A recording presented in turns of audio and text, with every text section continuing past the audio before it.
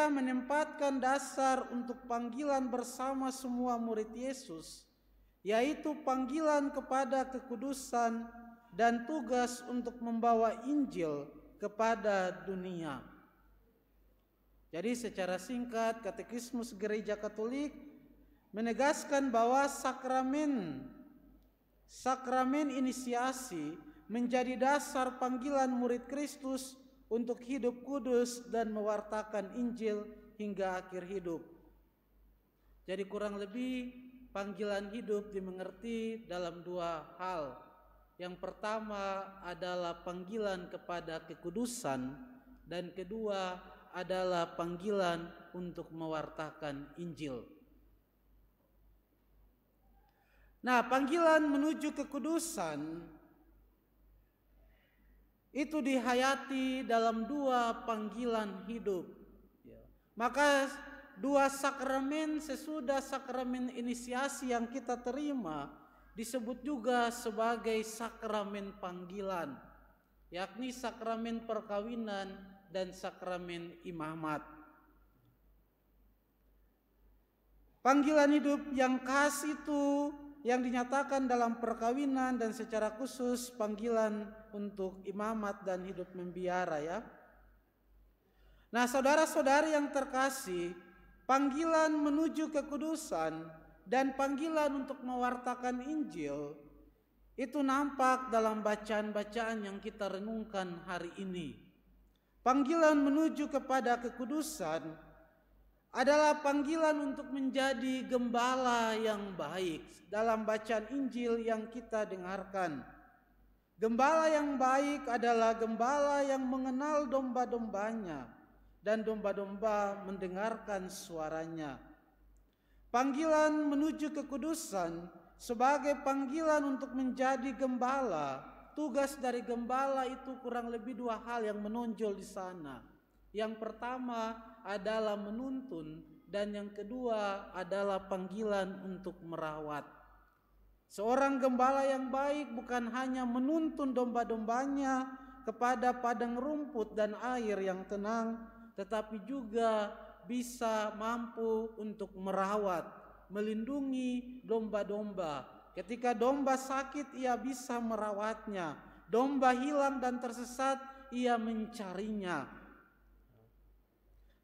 Saudara-saudari yang terkasih, panggilan menjadi gembala yang baik kita hayati juga dalam hidup perkawinan dan juga dalam hidup sebagai imam dan religius, biarawan dan biarawati.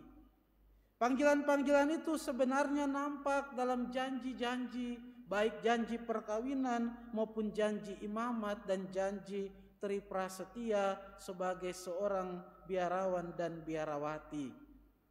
Kalau masih ingat janji perkawinan yang dulu kamu ucapkan, kebetulan tadi pagi saya memberkati perkawinan di sini. Janji itu untuk setia mencintai dalam suka, duka, dalam untung dan malang, sehat dan sakit ya. Menjadi gembala bukan hanya menuntun pasangan saling menuntun satu sama lain, orang tua menuntun anak-anaknya, kita saling menuntun satu sama lain dalam kebenaran Injil, tetapi juga panggilan sebagai gembala adalah merawat. Ketika pasangan kita jatuh sakit, bukan meninggalkan dan cari yang lain, tetapi merawat, mendukung. Ketika anak-anak kita dalam berbagai persoalan, kesulitan dalam hidup dari pencarian jati dirinya, kita mendampingi, menuntun mereka dengan penuh kasih, bukan menghakimi, bukan menghukum, tetapi membimbing mereka dengan penuh kasih dan kesabaran, agar mereka bisa menemukan terang dalam perjalanan pencarian hidupnya.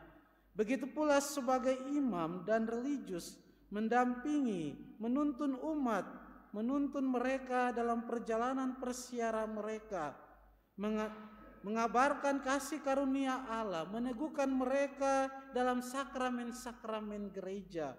Dan itulah panggilan sebagai gembala, panggilan menuju kekudusan. Sedangkan panggilan untuk mewartakan Injil kita dengarkan dalam bacaan pertama tadi, dalam kisah Paulus dan Barnabas yang mewartakan Injil dari kota ke kota. Kita mendengarkan di kota Perga, Antioquia, daerah Pisidia adalah daerah-daerah yang dulu disebut sebagai Asia Kecil. Mereka mewartakan Injil dengan penuh keberanian. Meski tadi kita dengarkan mereka dianiaya, tetapi mereka setia mewartakan Injil Kerajaan Allah. Apakah kita juga mampu mewartakan Injil ketika ada penganiayaan karena iman kita? Maka mari kita belajar bagaimana mewartakan Injil dari para rasul. Dan saudara-saudari yang terkasih, panggilan-panggilan yang telah kita pilih entah sebagai hidup berkeluarga maupun panggilan khusus sebagai imam dan biarawan-biarawati selalu menuntut dari kita komitmen, kesetiaan, dan pemberian serta pengorbanan diri. Tanpa nilai-nilai itu, maka panggilan-panggilan tadi kehilangan dasarnya yang paling mendalam. Maka saudara-saudari yang terkasih, dalam Ekaristi kita senantiasa memohon agar Tuhan meneguhkan iman, pengharapan, kasih kita, meneguhkan komitmen, kesetiaan, dan pemberian diri kita agar kita setia dalam panggilan menuju kekudusan dan mewartakan Injil. Akhirnya saudara-saudari terkasih, semoga kalau kita setia dalam menghayati panggilan-panggilan tadi, entah sebagai imam, sebagai suster, frater, sebagai suami dan istri, orang tua, maka semoga kalau kita setia, kita juga akan seperti yang dilihat oleh Rasul Yohanes dalam penglihatannya di Pulau Patmos, yakni ia melihat ada kumpulan besar orang banyak yang tak terhitung banyaknya dari segala bangsa, suku, kaum, dan bahasa. Mereka berdiri di hadapan takhta dan di hadapan Anak Domba, memakai jubah putih dan memegang daun-daun palem di tangan mereka. Mereka adalah orang-orang yang telah mencuci jubahnya menjadi putih dalam darah Anak Domba.